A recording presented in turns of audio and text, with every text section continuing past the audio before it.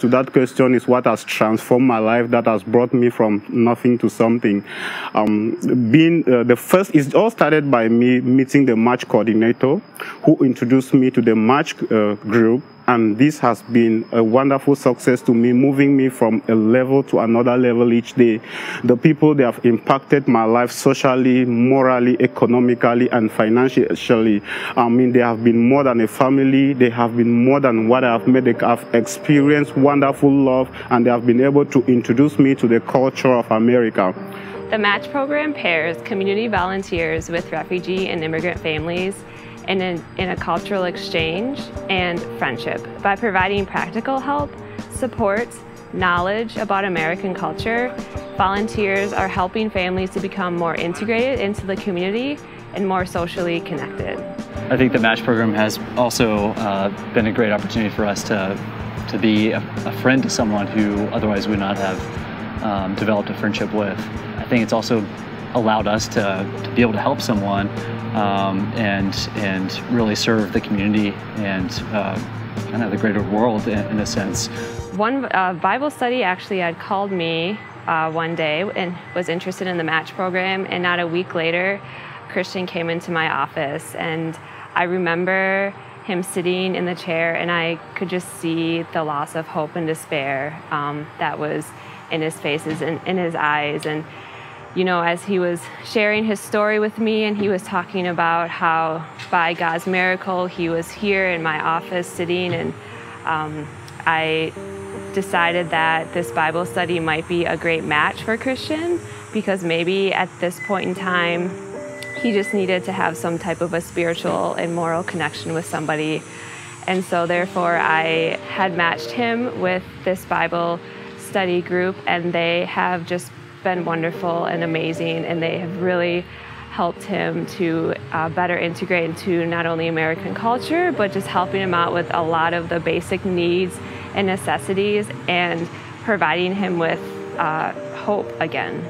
Because when he came here, he really was very limited with what he had, and so we've been able to kind of coordinate not only with people within our small group, but just with other kind of community circles that we've been a part of, whether with residency groups or other Bible studies, other community groups. So that's been good to be able to, you know, help him get kitchen stuff and bedding and clothing and, you know, things that you realize you need once you're starting a home. The main thing that I've really gained from my relationship with Christian is just a lot of perspective. You know, you see stuff on the news or in movies, and you don't really realize how real it is until you know, you get to know someone who's living those realities every day of their lives. I might not be in Cameroon right now, but I can tell you that as we speak, at least one person is being shot. As we speak, there is one person struggling to run across the border for his life. As we speak right now, there is a woman hiding somewhere in the bush with children being shot. And as we speak, an orphan is being produced in Cameroon because the parents are being killed. As we speak, there are people who are running helter-skelter for their dear lives. So in a nutshell, I will tell you that the life in Cameroon is deplorable. So people in Cameroon are just enduring. I mean, just hoping to see the breaking of another new day because of the long 4 years conflict in the northwest and southwest regions of Cameroon. I can't imagine what it's like to move halfway around the world and try to go to work and live a normal life every day, wondering if you're going to be able to pick up the phone and whether your family's still even there on the other end or whether they've been slaughtered. It's just, you know, you think you have problems until you like really get to know people, and you know, I just have a lot more compassion and perspective. Well, growing up as an Anglophone or as an English speaker in Cameroon has been through depression, suppression. It has been a life just trying to survive, and having grown up in such a life, I thought to one day come up with an umbrella that will advocate and speak for the people. For this reason, I started visiting orphanages. I was always going to prisons and trying to meet one or two persons. In 2016, when the problem in Cameroon became terrible, I came up with an umbrella where I began to gather people who had the same spirit like I did. And I started by creating a Facebook page, and under this Facebook page I was always trying to advocate and to tell people how we need to, as Anglophones, come together and try to speak for those who were not having a voice in Cameroon. We decided to create the Voice of the Voiceless.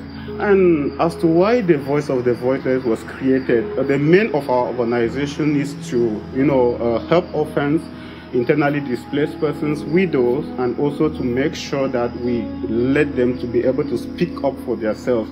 We have lost our essence of living in Cameroon, because growing up in Cameroon as an English speaker, you are practically a refugee in your country.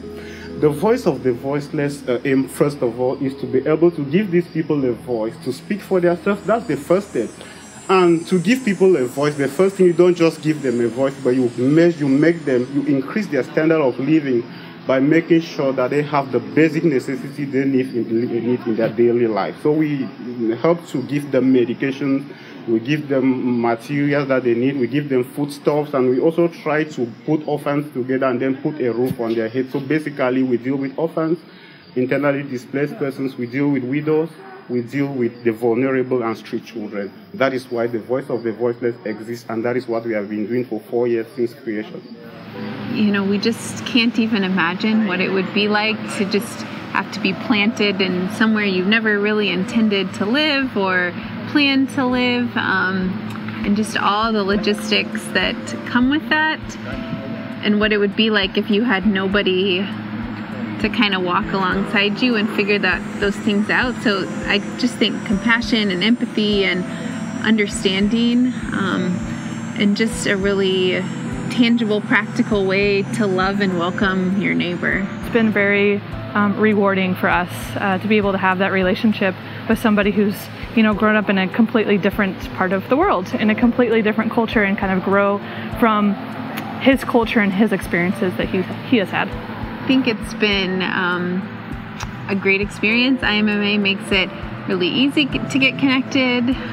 There's never, they never demand that you do more than you're comfortable with, or ask more than you're comfortable with. And if you have questions or concerns, there's always someone there to help or to bounce ideas off of, and so they never leave you alone as a volunteer.